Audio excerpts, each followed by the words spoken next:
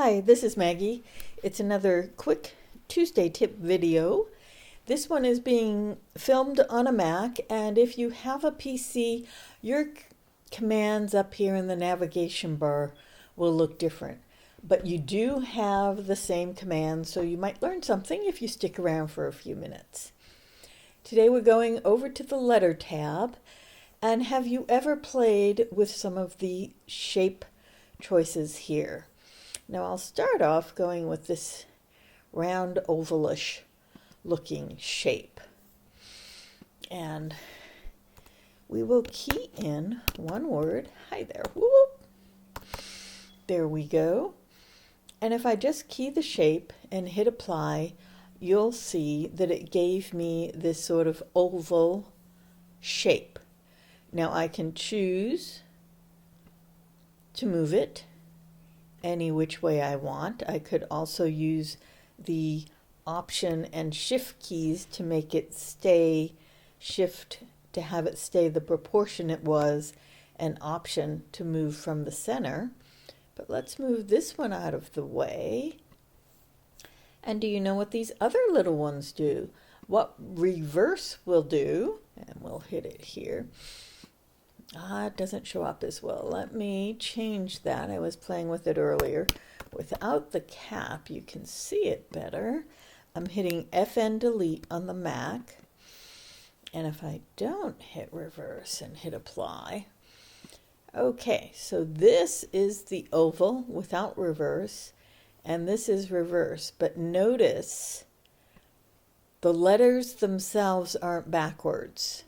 It isn't a mirror. It is a reverse spelling order. So your letters look the same way, but they're in the reverse order.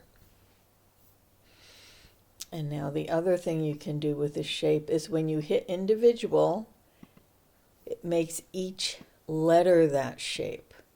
So let's just make this bigger so you can tell. Each letter now has been morphed into be more of an oval shape. Now on the Mac, I'm hitting Command A, and I'm deleting that bunch by hitting FN delete. Command A selects all on your screen. And the other thing you might not have seen, if you go to this wavy, and take the individual off first so you can see the difference. So it's just that wavy shape with the word hello. And I've been sticking with the Georgia font simply because you all have it. And if this goes up, let's see, it can go up to 40, so let's do 40. 40 millimeters tall. Every font does tell you what is the best size to stitch these at. If I hit apply, you'll see it takes this sort of wavy shape and it gives me a wavy hello. Now the really neat thing is when I go to individual and do that, I now have a pretty good Halloween font. So if you don't want to use a Halloween font that's out there that everybody else is using, you can play with your different fonts and different shapes with individual, and especially this wavy one, and end up with something that nobody else is probably typing with. Let's see, you want to see what it looks like with something that's a little bit italic, not much. Let's try that. And we'll hit apply. Ooh, that one's a tiny one. Oh, that's a 6 to 10 millimeters, so you're not even going to see what that looks like. Let's undo that. Command Z. Undid both of those. I hit it twice. And that's only going to get up to 10. So we'll have to zoom in so you can see what it looks like. There we go. Now let's hit apply. And we'll zoom in a little more. So this fine Corsiva is for those of you looking for a small font. But that's what that looks like if you need something itty-bitty to go on your Halloween fonts.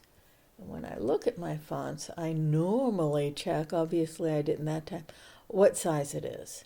Because I do want to know if that font's going to work for me. Let's see, I have a few favorite fonts in here. I know some of you like the fills. I go with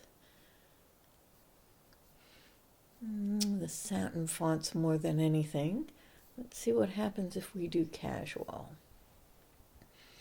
And we'll move this one out by doing Command Z to undo it. And we'll stick it still on the individual. And that's what casual looks like. So you still have something really strange looking. And you can change your shape again. The curves are very useful. Sometimes you want to go around a circle or around any kind of an oval, and when you have them, you can then change the shape.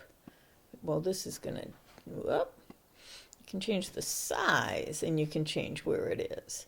So you've got this little green thing here. I shouldn't have said shape, because this one's going to stay a circle. And we've got the curves. There we go. Individual was checked. Don't want individual. I just want a curve. And there we go. So this is the curves.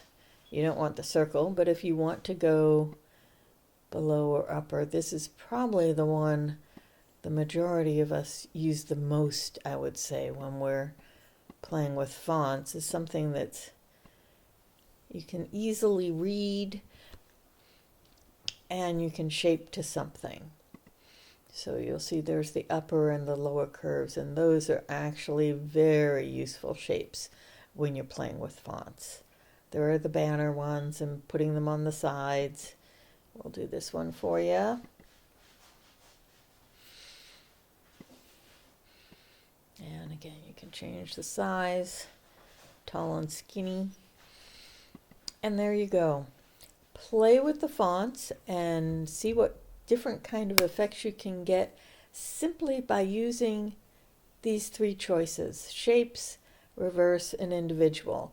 Reverse I don't actually have as much use for, but I'm sure some of you have think of it. There is a palindrome day, so you could always do a few things for that. But the individual as well as the whole word or phrase shape is something I play with quite a bit, and I hope you enjoy it too. Okay, one thing I glossed over is some shapes, and not all of them, have more than just the 4 corner nodes that you can move. You'll see this one has quite a few, and you can move them separately. So although you cannot create your own shapes, you can really do a lot with some of the shapes that are there if you so have the inclination. I'm going to hit FN delete on that. Now, obviously it's not gorgeous, but I wanted you to see that you can move these nodes independently and your letters will change. FN delete. And that comes in especially handy when you get into the curves,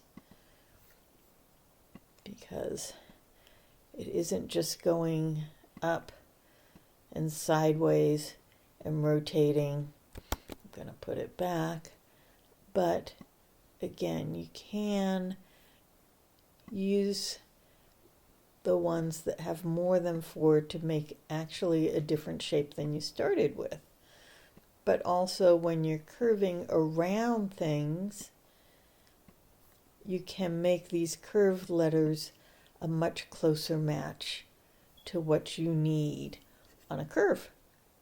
So there you go. That's today's Tuesday tip, and I hope to see you in the Facebook group.